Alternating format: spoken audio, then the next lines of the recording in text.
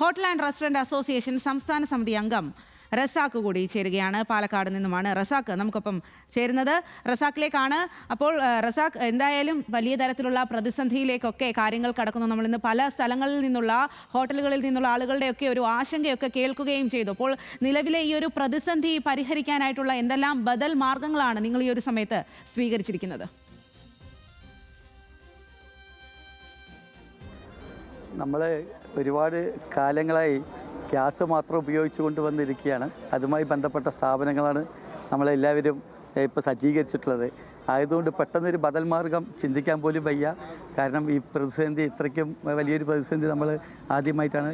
Gulf യുദ്ധകാലത്ത് 1991 ചെറുങ്ങനെ ഒരു പ്രതിസന്ധിയൊക്കെ ഉണ്ടായിരുന്നു. അന്ന് ഇന്ധനത്തിനായിരുന്നു, ഗ്യാസിന് അത്രയ്ക്ക് ഉണ്ടായില്ല. ഗ്യാസ് അത്ര വ്യാപകമായിരുന്നില്ല. അപ്പോൾ പെട്ടെന്നൊരു ബദൽ മാർഗം ചിന്തിക്കാൻ പോലും പറ്റാത്ത സാഹചര്യമാണ്. നമ്മളെ സംബന്ധിച്ചിടത്തോളം ഒരുപാട് ലക്ഷക്കണക്കിന് ആൾക്കാരുടെ, ഇന്ത്യ മൊത്തം എടുക്കുകയെന്നുണ്ടെങ്കിൽ കോടിക്കണക്കിന് ആൾക്കാരുടെ ഉപജീവന മാർഗമാണ് ഈ മേഖല. അതിലേക്ക് വലിയ പ്രയാസം ഇപ്പോൾ ഇന്ന് നമ്മൾ കണ്ടത് കേന്ദ്ര സർക്കാർ കമേഴ്സ്യൽ ഗ്യാസ് കൊടുക്കണ്ട എന്നുള്ളൊരു തീരുമാനം ശക്തമായി നടപ്പാക്കിയിട്ടുണ്ട് എന്നുള്ളതാണ്. അപ്പോൾ അത് നമുക്ക് ഖേദകരമായ ഒരു കാര്യമാണ്.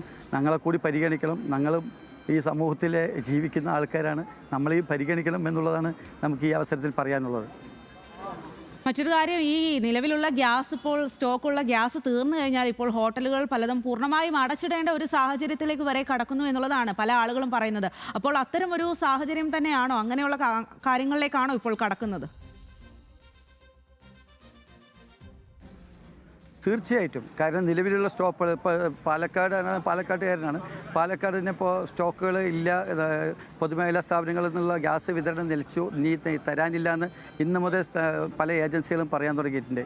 അപ്പോൾ അതുമായി ബന്ധപ്പെട്ടുകൊണ്ട് ഈ വേറെ സംവിധാനം പല സ്ഥാപനങ്ങൾക്കില്ല. അത് അടച്ചുപൂട്ടൽ ഭീഷണിയാണ്. എത്രയും പെട്ടെന്ന് നാളെയോ മറ്റന്നാളോ അതിന് പിറ്റന്നാളോ ഇരിക്കുന്ന പ്രൈവറ്റ് ഗ്യാസുകൾ ഇപ്പോൾ കുറേ ചിലതൊക്കെ കിട്ടാനുണ്ട്. പക്ഷേ അമിതമായ വില വർധനമാണ് ഉണ്ടാകുന്നത്. ഈ മാസം തന്നെ 3 പ്രാവശ്യം വില കൂടിയായി പ്രൈവറ്റ് ഗ്യാസിന്. അപ്പോൾ അത് എത്ര കണ്ട് നമുക്ക് പ്രായോഗികമാകുന്നറിയില്ല. അത് ഇല്ലാതെ പക്ഷം പൂർണ്ണമായും ഈ ഒരു അടച്ചുപൂട്ടൽ തന്നെയാണ്. നമ്മളെ പരമ്പരാഗതമായി നമുക്ക് കച്ചവടം ചെയ്ത് വരുന്ന ഒരു 10% ആൾക്കാരുണ്ട്. അവരൊക്കെ ഈ വിറക് മാത്രം ഉപയോഗിച്ചുകൊണ്ട് കച്ചവടം ചെയ്യുന്ന അമ്മാതിരിയുള്ള സ്ഥാപനങ്ങളെ നിലനിൽക്കുള്ളൂ. ചെറുകിടക്കാരെക്കാളും കൂടുതൽ ഏറ്റവും പ്രയാസം അനുഭവിക്കുക വലിയ 5 സ്റ്റാർ ഹോട്ടലുകൾ മാതിരിയുള്ള അവർക്കാണ് ഏറ്റവും വലിയ പ്രയാസം. കാരണം ബാങ്കറ്റുകളിലൊക്കെ ഒരുപാട് ഫംഗ്ഷനുകളൊക്കെ നേരത്തെ ബുക്ക് ചെയ്തിട്ടുണ്ടാകും. ഗ്യാസ് മാത്രം ആശ്രയിച്ചുകൊണ്ടാണ് ഇവർക്ക് കഴിയുണ്ടാവുക. അതൊക്കെ വലിയ പ്രയാസത്തിലേക്കാണ് പോയിക്കൊണ്ടിരിക്കുന്നത്. ഇപ്പോൾ ഇതൊരു അടിയന്തര സാഹചര്യമാണ്. അപ്പോൾ ഈ ഒരു അടിയന്തര സാഹചര്യത്തിനെ നിങ്ങൾ എങ്ങനെ നേരിടും എന്നാണ് തീരുമാനിച്ചിരിക്കുന്നത്? അപ്പോൾ വ്യാപാരികൾ എല്ലാവരും ഇക്കാര്യത്തിൽ ചർച്ചകൾ നടത്തുന്നുണ്ടോ? അവരുടെ ആശങ്കയൊക്കെ നിങ്ങൾ പങ്കുവെക്കുന്നുണ്ടോ നിങ്ങളോട്?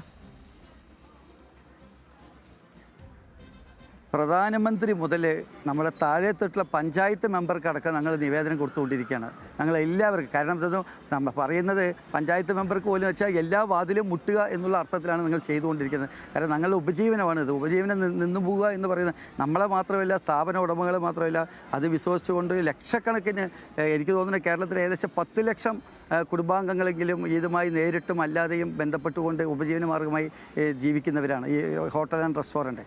അപ്പോൾ കേരളത്തിലെ ഏകദേശം 1.5 ലക്ഷത്തോളം ചെറുതും വലുതുമായ സ്ഥാപനങ്ങളുണ്ട് ഇതുമായി ബന്ധപ്പെട്ട് ഗ്യാസ് നിത്യേന ഉപയോഗിക്കുന്ന സ്ഥാപനങ്ങൾ. ഇവർക്കെല്ലാവർക്കും ഈ ഒരു ബുദ്ധിമുട്ട് വരിക എന്നുള്ളത് തന്നെയാണ്. ഞങ്ങൾ എല്ലാ വാതിലുകളും മുട്ടുന്നുണ്ട്. പ്രധാനമന്ത്രിയും കേന്ദ്ര പെട്രോളിയം വകുപ്പ് മന്ത്രിയും അതുപോലെ സംസ്ഥാന മുഖ്യമന്ത്രി അടക്കം എല്ലാം. ഇപ്പോൾ ഇന്ന് തന്നെ നമുക്ക് ബാംഗ്ലൂർ സ്ഥാപനങ്ങളൊക്കെ അടച്ചിടാനുള്ള തീരുമാനങ്ങളായി. ഓരോ ഭാഗത്തുനിന്നും ഓരോ സിറ്റികളിൽ നിന്നും സ്ഥാപനം അടച്ചിടാനുള്ള തീരുമാനങ്ങളുമായിട്ട് പ്രാദേശികമായ ഹോട്ടൽ അസോസിയേഷനുകളൊക്കെ രംഗത്ത് വന്നിരിക്കുകയാണെന്നുള്ളതാണ് ഏറ്റവും പുതിയ വിവരം. മറ്റൊരു കാര്യം, ഇപ്പോൾ നേരത്തെ താങ്കൾ സൂചിപ്പിച്ചത് കാര്യം തന്നെയാണ്. അതായത് നമ്മൾ ഒരുപാട് ഓർഡറുകളൊക്കെ ഈ ഒരു സമയത്ത് ഏറ്റെടുത്തിട്ടുണ്ടാവും. നേരത്തെ തന്നെ മുൻകൂട്ടി ബുക്ക് ചെയ്തതായിരിക്കും. ഇതെല്ലാം ക്യാൻസൽ ചെയ്യേണ്ടി വരുന്ന ഒരു സാഹചര്യത്തിൽ ഈ മുൻകൂട്ടി നിശ്ചയിച്ച ചടങ്ങുകളും പരിപാടികളും ഒക്കെ മുടങ്ങുന്ന ഒരു നിലയുണ്ട്. അതിൽ ഏറ്റവും പ്രധാനമെന്ന് പറയുന്നത് നോമ്പുകാലമാണ്, പെരുന്നാൾ അടുത്തിരിക്കുന്ന സമയമാണ്. അപ്പോൾ ഈ ഉത്സവകാലത്തെയൊക്കെ ഇത് വലിയ തരത്തിൽ ബാധിക്കില്ലേ? മാഡം, നമ്മളെ ഏറ്റവും വലിയൊരു കാര്യമെന്ന് പറയുന്നത് ഞങ്ങളുടെ ഈ റെസ്റ്റോറൻറ്റ് മേഖലയുടെ ഒരു ഊർജ്ജം എന്ന് പറയുന്നത് ഞങ്ങൾക്ക് കിട്ടുന്ന വെക്കേഷനുകളാണ്. ഒരു വർഷം 3-4 വെക്കേഷനുകൾ കിട്ടും. ഒരു ലോങ് വെക്കേഷൻ കിട്ടും, പിന്നെ ഷോർട്ടായിട്ടുള്ള വെക്കേഷൻ. ഈ വെക്കേഷനാണ് ഞങ്ങളെ കച്ചവടത്തിനെ പിടിച്ചു നിർത്തുന്ന ഒരു ഊർജ്ജം. അതില്ലാതാകുമോ എന്നുള്ള ഭീതിയാണ് പ്രാവശ്യം. കാരണം ഞങ്ങൾ വലിയ ഒരുക്കങ്ങളാണ് ഈ പറയുന്ന വെക്കേഷൻ സമയത്ത് ഞങ്ങളെ കച്ചവടത്തിന് വേണ്ടിയിട്ട് തയ്യാറാക്കിക്കൊണ്ടിരുന്നത്. ഇപ്പോൾ ഈ സമയത്ത് പരീക്ഷാ സമയമായതുകൊണ്ട് ഈ പരിപാടികളുടെ കുറവും അത് ഞങ്ങൾ പിന്നീട് ഏപ്രിൽ 1 മുതൽ ഒരുപാട് കാറ്ററിംഗ് പരിപാടികളുമായിട്ട് നമുക്ക് ഒരുപാട് സ്ഥാപനങ്ങൾ നമ്മൾ ഏറ്റെടുത്തിട്ടുണ്ട്, ഒരുപാട് പരിപാടികൾ. ഇതൊക്കെ എന്ത് ചെയ്യുന്നുള്ള ആകാംക്ഷയിലാണ് പല നമ്മളുടെ ക്ലയൻസും വിളിക്കാൻ തുടങ്ങിയായി. എന്തായി, ഞങ്ങൾക്ക് 1-ാം തീയതി പരിപാടി നടക്കുമോ, 2-ാം തീയതി പരിപാടി ഞങ്ങളെ ഏറ്റെടുത്ത് നടത്തുമോ എന്നൊക്കെ ചോദിച്ചുകൊണ്ട് ഞങ്ങളുടെ പല അംഗങ്ങളെയും വിളിച്ച് അവർ ചോദ്യങ്ങൾ ചോദിക്കാൻ തുടങ്ങി. വലിയ മാനസിക സമ്മർദ്ദമാണ് ഞങ്ങൾ അനുഭവിക്കുന്നത്. ഈ വെള്ളത്തിലുള്ള മീൻ കരയിലെടുത്ത് ഇട്ട മാതിരിയുള്ള അവസ്ഥയായിപ്പോയി ഞങ്ങളുടെ. എന്ത് ചെയ്യുന്നൊരു കാരണം ഞങ്ങളുടെ ഏറ്റവും അടിസ്ഥാനപരമായ കാര്യമാണുള്ളത്. അപ്പോൾ എന്ത് ചെയ്യുന്നുള്ള ഒരു എത്തും പിടിയില്ലാതെ ഇരിക്കുക. ഞങ്ങൾ ഒന്നും ചെയ്യാൻ പറ്റാത്തൊരവസ്ഥയിലാണ് ഞങ്ങളുള്ളത്.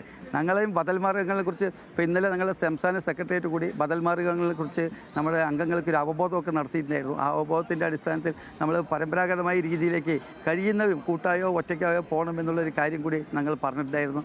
അപ്പോൾ ഇങ്ങനെയൊക്കെയാണ് ഞങ്ങൾ ശ്രമിച്ചുകൊണ്ടിരിക്കുന്നത്. പ്രതിസന്ധി ഞങ്ങളുടെ മുന്നിൽ വളരെ ഭീകരമാണ്.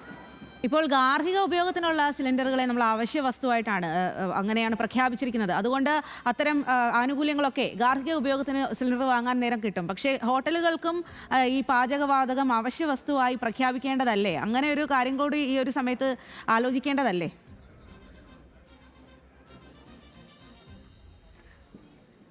നമ്മളെ കൊറോണ വന്ന സമയത്ത് വളരെ ആവശ്യ വസ്തുക്കളുടെ കൂട്ടത്തിൽ ഉൾപ്പെടുത്തിയതാണ് ഈ റെസ്റ്റോറൻറ്റ് മേഖലയെ. കാരണം ഏത് ഭാഗത്ത് എന്ത് അപകടം സംഭവിച്ചാലും എന്ത് സംഭവിച്ചാലും ആദ്യത്തെ മണിക്കൂറുകൾ നമ്മൾ പോലീസും ഫയർഫോഴ്സും മെഡിക്കൽ ടീമിനെയൊക്കെ നോക്കും. അടുത്ത മണിക്കൂറിൽ നമ്മൾ തിരയുന്നത് ഈ പറയുന്ന റെസ്റ്റോറൻറ്റ് ഹോട്ടൽ മേഖല. കാരണം ഭക്ഷണം ഒരു പ്രധാനപ്പെട്ട കാര്യമാണ്. അങ്ങനെ ഇരിക്കുന്ന ഒരു സാധനത്തിന് വളരെ അത്യാവശ്യമായിട്ടുള്ള ആവശ്യത്തിലുപരി അത്യാവശ്യമായ ഒരു വസ്തുവിനെ നമ്മൾ അല്ലെങ്കിൽ ഒരു മേഖലയെ നമ്മൾ ആ ഒരു ഗണത്തിൽ പരിഗണിക്കണമെന്നുള്ളത് ഞങ്ങൾ കാലങ്ങളായിട്ടുള്ള ആവശ്യമാണ്.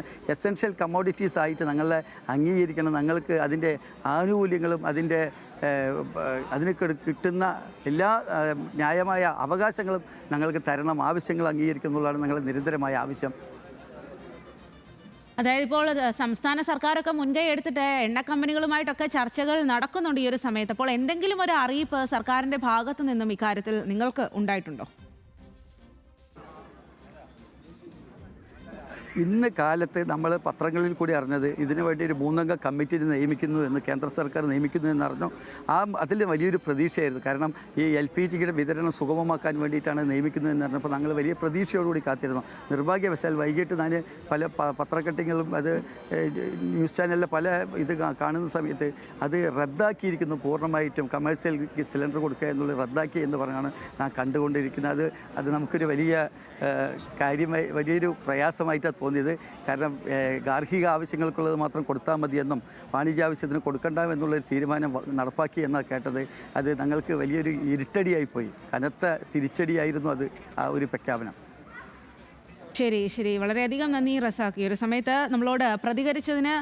ഈ ഒരു വ്യാപാരികളുടെ ആശങ്കകൾ, പ്രയാസങ്ങൾ, വിഷമങ്ങളൊക്കെയാണ് അദ്ദേഹം നമ്മളോട് പങ്കുവച്ചത്. എന്തായാലും വലിയ പ്രതിസന്ധിയിലൂടെ തന്നെ കാര്യങ്ങൾ കടന്നു പോകുന്നു. ഇതിൽ സംസ്ഥാന സർക്കാരും കേന്ദ്ര സർക്കാരും ഒക്കെ ഇടപെട്ട് ഇതിൽ എത്രയും വേഗം ഒരു പരിഹാരം, ബദൽ മാർഗം കണ്ടെത്തണം എന്നുള്ള ആവശ്യം കൂടിയാണ് അവർ ഈ ഒരു സമയത്ത് നമ്മളോട് പങ്കുവെക്കുന്നത്.